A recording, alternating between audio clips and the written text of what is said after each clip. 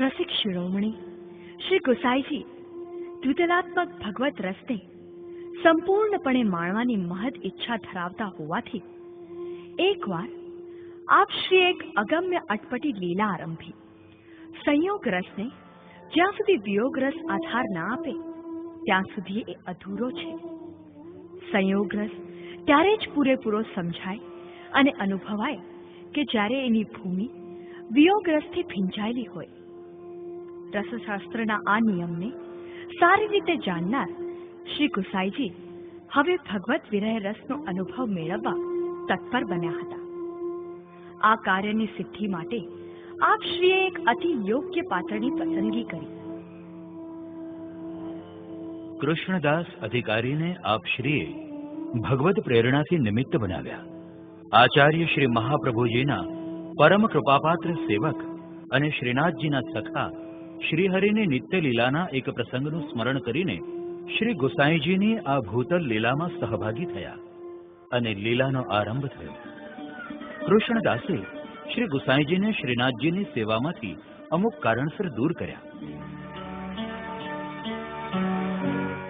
શ્રી ગુસાઈજી શ્રીનાથજીના અધિકારીની આમન્યા જાળવવા સેવામાંથી દૂર ખસી ગયા અને પ્રભુને દંડવત કરી પરાસોલી ગામમાં ચંદ્ર સરોવરના કાંઠે જઈને બિરાજ્યા અને વિપ્રયોગનો અનુભવ કરવા લાગ્યા.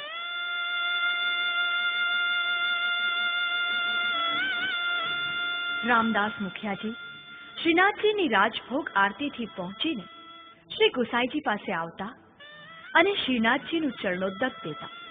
શ્રી ગુસાઈજી શ્રીનાથજીની માટે ફૂલની માલા તૈયાર કરી રાખતા અને એની અંદર પોતાની હૃદય વ્યથાનો શ્લોક વિજ્ઞપ્તિ રૂપે લખીને રામદાસજી સાથે મોકલાવતા.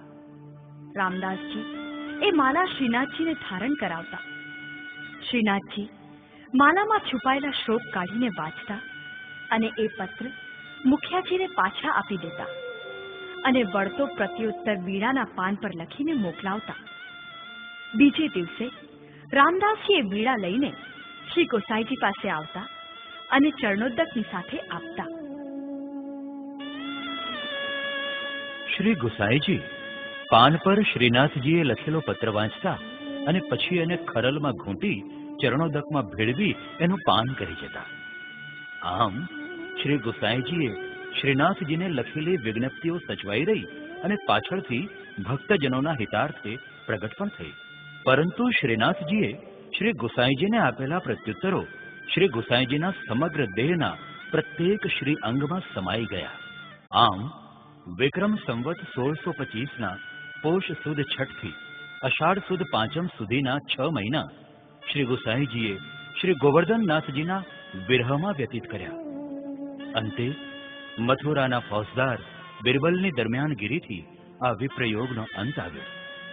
બિરબલે કૃષ્ણદાસ અધિકારીને રાતોરાત પકડી બંદીખાને નાખ્યા અને શ્રી ગુસાઈજીને ફરીથી મંદિરમાં પધારવાની વિનંતી કરી. પરમ કૃપાળુ શ્રી ગોસાઈજીએ કૃષ્ણદાસની આજ્ઞા વગર મંદિરમાં પ્રવેશવાની અને ભોજન કરવાની ના પાડી દીધી. શ્રી ગોસાઈજીની આવી મહોદારતા જોઈને બિરબલે કૃષ્ણદાસજીને બંદીખાનેથી મુક્ત કરી દીધા અને આવું કાર્ય કરવા બદલ ઠપકો દીધો.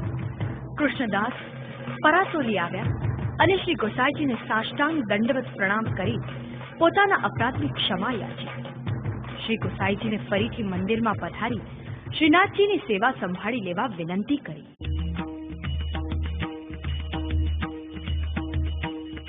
મહારાજ, મારો અપરાધ ક્ષમા કરો અને આપ શ્રી ગોવર્ધનનાથજીની સેવામાં પધારો. તમારી આજ્ઞા થઈ છે તેથી હવે જરૂર આવશો. ચાલો અધિકારીજી, આગળ થાઓ. ઘણી ખમ્મા કૃપાનાથ, આપની લીલા અદ્ભુત છે. પધારો. અધિકારીજી, આજે કઈ તિથિ છે? કૃપાનાથ, અષાઢ સુદ 6 છે. આજની તિથિને અમે કસુંબા છઠ નામ આપીએ છીએ. આજે સર્વત્ર કસુંબલ રંગ સજાવો. શૃંગારમાં કસુંબલ પીછોડા ધરાવશું અમે આજે.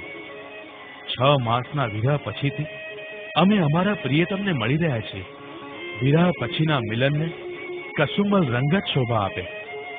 આવો કૃષ્ણદાસ, તમે ધન્ય છો.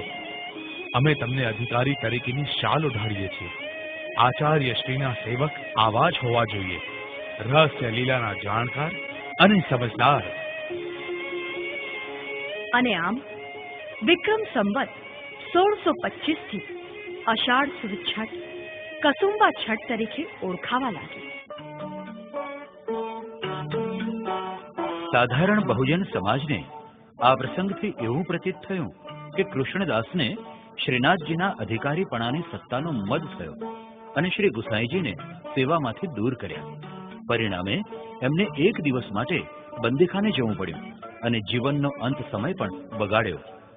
પરંતુ આ તો ફક્ત જન સમાજને બોધપાઠ આપવા માટેની એક લીલા માત્ર હતી.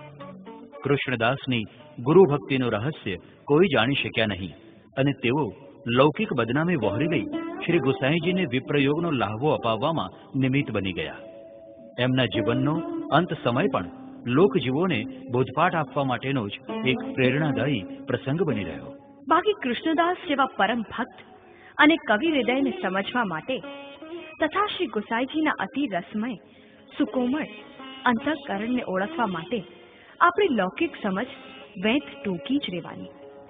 આપણે પ્રયત્ન કરીએ કે શ્રી ગુરુની કૃપાથી આપણે આવી અટપટી લીલાઓના રહસ્યને જાણી શકીએ, માણી શકીએ.